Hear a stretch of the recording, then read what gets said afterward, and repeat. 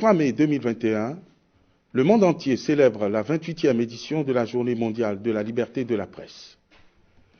À l'occasion de cette importante journée initiée par l'UNESCO pour célébrer la liberté de la presse et rendre hommage aux journalistes qui ont perdu leur vie dans l'exercice de leur profession ou qui ont été victimes de différentes violences, je me fais, une fois encore, l'heureux devoir de saluer avec beaucoup d'admiration les professionnels des médias de mon pays en signe de reconnaissance de la qualité de leur contribution à la construction d'un État de droit et de la démocratie chez nous, au Bénin. Reporters sans frontières a fait connaître son classement au titre de l'année 2021 et a positionné notre pays au 114e rang. Ce rang est un appel renouvelé lancé à notre pays à ne pas relâcher ses efforts et à redoubler d'ardeur pour la liberté de la presse, qui est une quête permanente. Le gouvernement en prend acte. Je voudrais cependant me réjouir, cette année encore, de ce que mon pays n'a pas été épinglé comme un pays dans lequel les journalistes sont tués ou assassinés. Je suis aussi conscient que beaucoup d'efforts restent à faire et que nous devons effectivement redoubler d'ardeur. Il ne peut en être autrement, car le gouvernement et le chef de l'État, son Excellence Patrice Talon, ont fait le pari de renforcer la démocratie et l'État de droit au Bénin. À cet effet, à la suite du Code de l'information et de la communication, ils se sont engagés dans le programme d'action du gouvernement, dans le domaine des médias, grand indicateur de la démocratie, à assurer la liberté de la presse et l'accès équitable de tous aux organes de presse. Cette ambition est parfaitement en harmonie avec le thème retenu par l'UNESCO cette année, à savoir l'information comme bien public. Ce thème rappelle et remet en selle le rôle premier, la mission première et originelle du journalisme, à savoir mettre à la disposition du public des contenus vérifiés dans l'intérêt du public. Mieux, par ce thème, l'UNESCO appelle l'attention sur la façon dont le journaliste dépend de l'écosystème plus large qui permet à l'information de devenir un bien public. Il me paraît aussi établi que ce thème voudrait s'intéresser à la responsabilité sociale du journaliste et interroger la pratique du métier aujourd'hui et les responsabilités des différents acteurs impliqués dans la production et la circulation de contenus. Et pour cause, en effet, il est loisible de se demander si le journalisme est encore guidé aujourd'hui par l'intérêt du public. L'offre de presse relève-t-elle du bien public aujourd'hui? Tout ce qui circule aujourd'hui est-il constructeur ou destructeur?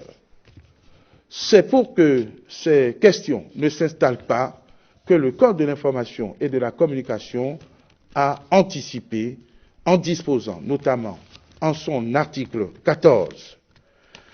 Les organes de presse prennent toutes mesures pour garantir la crédibilité de l'information et son indépendance à l'égard des partis politiques ou regroupements politiques, des lobbies d'intérêt économiques, religieux et philosophiques. L'article 15, quant à lui, dispose: il est formellement interdit à tout organe de presse de se faire promettre une somme d'argent ou tout autre avantage aux fins de travestir une information ou de présenter l'actualité sous un faux jour. Plus loin et enfin, l'article 31 dispose: le traitement de l'information susceptible de mettre en péril l'ordre public requiert du journaliste rigueur professionnelle et circonspection. Ces différentes dispositions gouvernent-elles les médias de presse aujourd'hui? Qu'observons-nous? En tout cas, nous sommes rappelés à l'ordre par ce thème. Je voudrais saisir l'occasion pour inviter les professionnels à plus de professionnalisme et à plus de rigueur dans la production et la diffusion de contenu. Je pense beaucoup plus aux acteurs des nouveaux médias, Internet, sites web, réseaux sociaux, applications mobiles, etc., sur lesquels les problèmes se posent beaucoup plus afin que les contenus qu'ils proposent donnent moins de soucis et aillent dans l'intérêt du public, soient utiles et constructifs pour la société la démocratie et l'état de droit. En tout état de cause, le gouvernement prendra toutes les dispositions requises pour jouer sa partition afin de garantir à toute personne l'accès aux sources d'information, notamment publiques.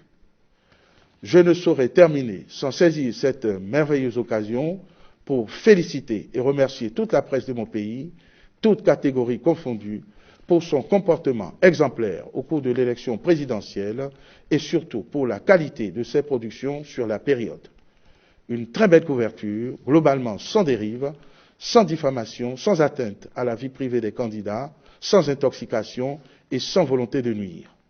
C'est la preuve qu'il y a de plus en plus du mieux en termes de responsabilité et de conscience professionnelle.